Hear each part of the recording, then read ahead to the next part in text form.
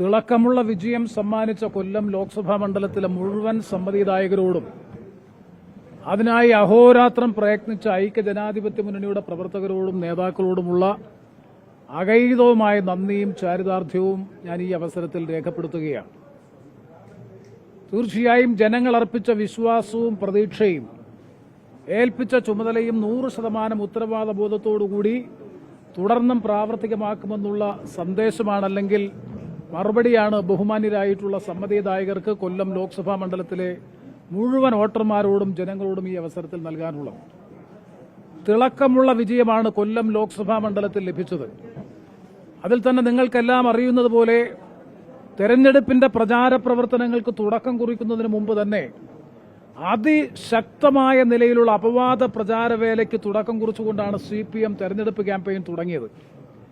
ഞങ്ങൾ പൂർണ്ണമായും കൊല്ലത്തെ തെരഞ്ഞെടുപ്പിനെ രാഷ്ട്രീയവൽക്കരിക്കാൻ പരിശ്രമിച്ചപ്പോൾ ഒരു മതേതര ജനാധിപത്യ ഇന്ത്യയെ വീണ്ടെടുക്കാൻ വേണ്ടിയിട്ടുള്ള പോരാട്ടമാണ് ഈ തെരഞ്ഞെടുപ്പിന്റെ മുഖ്യ അജണ്ട എന്ന നിലയിൽ UDF മുന്നോട്ട് വെച്ച രാഷ്ട്രീയത്തെ പ്രതിരോധിക്കാൻ കഴിയാതെ വന്ന സാഹചര്യത്തിൽ തികച്ചും വർഗീയ സാമുദായിക പ്രചരണത്തിലൂടെയും അപവാദ പ്രചരണത്തിലൂടെയും തെരഞ്ഞെടുപ്പിൽ മെച്ചമുണ്ടാക്കാൻ കഴിയുമോ എന്ന പരിശ്രമമായിരുന്നു CPM തുടക്കത്തിൽ.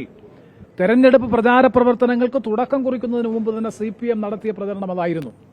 ആ അപവാദ പ്രചരണങ്ങളെ മുഴുവൻ അതിജീവിച്ചുകൊണ്ടാണ് ഈ പ്രാവശ്യവും 1,00,000-ലധികം വോട്ടിന്റെ ഭൂരിപക്ഷത്തോടുകൂടി, തിളക്കമുള്ള ഭൂരിപക്ഷത്തോടുകൂടി ഐക്യജനാധിപത്യ മുന്നണിയെ അതിന്റെ പ്രതിനിധിയായി മത്സരിച്ച് എന്നെ കൊല്ലം ലോക്സഭാ മണ്ഡലത്തിലെ ജനങ്ങൾ തെരഞ്ഞെടുത്തത്. അതിലുള്ള അഗൈതവുമായ നന്ദിയും കടപ്പാടും ആവർത്തിച്ച് ഞാൻ ഈ അവസരത്തിൽ പ്രകടിപ്പിക്കുകയാണ്.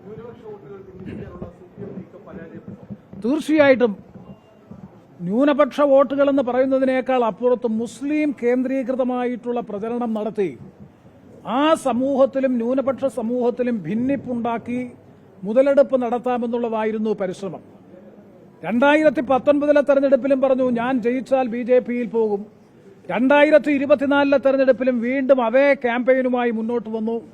അതിനായി ഉപബോധപരമായി നടത്തിയ മുഴുവൻ അപവാദ പ്രചരണങ്ങളെയും മതേതര ജനാധിപത്യ ബോധമുള്ള മതന്യൂനപക്ഷ സമൂഹവും ഭൂരിപക്ഷ സമൂഹവും ഒന്നാകെ ആ അപവാദ പ്രചരണത്തെ അതിജീവിച്ചുകൊണ്ടാണ് ഇത്രയും നല്ല ഭൂരിപക്ഷത്തോടുകൂടി ഈ പ്രാവശ്യവും ഈ ലോക്സഭാ നിയോജക മണ്ഡലത്തിൽ കെട്ടഴിച്ചുവിട്ട കൊടുങ്കാറ്റിന് രാഹുൽ ഗാന്ധിയുടെ നേതൃത്വത്തിൽ മതേതര ജനാധിപത്യ ഇന്ത്യയെ വീണ്ടെടുക്കാൻ വേണ്ടി നടത്തിയ പോരാട്ടത്തിന്റെ ഉജ്ജ്വല വിജയമാണ് കൊല്ലം ലോക്സഭാ മണ്ഡലത്തിൽ അടക്കം നടന്നിട്ടുള്ള വിജയം എന്നാണ് വിശ്വാസം. ശ്രീ രാഹുൽ ഗാന്ധിയുടെ നേതൃത്വത്തിലുള്ള ഭാരത് ജോഡോ യാത്ര, ഭാരത് ജോഡോ ന്യായ യാത്ര, കോൺഗ്രസ് എന്ന ദേശീയ മതേതര പ്രസ്ഥാനം ഏറ്റവും വലിയ വിട്ടുവീഴ്ചകൾ ചെയ്തുകൊണ്ട് ഇന്ത്യ മുന്നണിയെ കെട്ടിപ്പടുക്കുന്നതിനും ഇന്ത്യ മുന്നണിയുടെ ഐക്യത്തിലൂടെ ഒരു വലിയ പ്രതിപക്ഷ നേതൃനിരയെ വളർത്തിക്കൊണ്ടുവരുന്നതിനും ശ്രീ രാഹുൽ ഗാന്ധിയുടെ നേതൃത്വത്തിൽ കോൺഗ്രസ് നടത്തിയ ഉദ്യമം വിജയത്തിലെത്തിയിരിക്കുന്നു എന്നുള്ളതാണ് ദേശീയ തെരഞ്ഞെടുപ്പ് ഫലങ്ങൾ പരിശോധിച്ചാൽ നമുക്ക് മനസ്സിലാക്കാൻ കഴിയുന്നത്.